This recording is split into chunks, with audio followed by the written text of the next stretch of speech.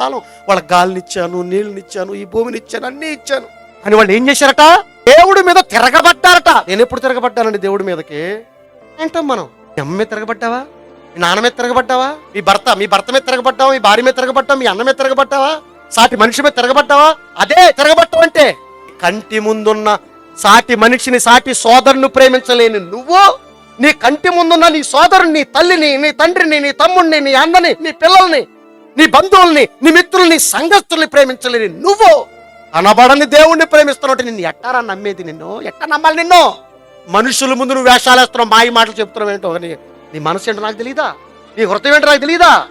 ఇది దేవుణ్ణి అర్థం చేసుకున్నాడు ఒళ్ళు దగ్గర పెట్టుకుని బ్రతుకుతాడు. దేవుడికి ఏం కావాలో అది తెలుసుకోక, దేవుడికి ఇష్టమైన బ్రతుకును అవలంబించక, ఎవడికి నచ్చినట్టు వాడు బ్రతుకుతూ ఆదివారం వచ్చేసరికి, పండగ వచ్చేసరికి దేవుడు దేవుడు దేవుడు దేవుడు, ప్రార్థన ప్రార్థన ప్రార్థన. సిగ్గులేదండి ఈ ప్రపంచానికి.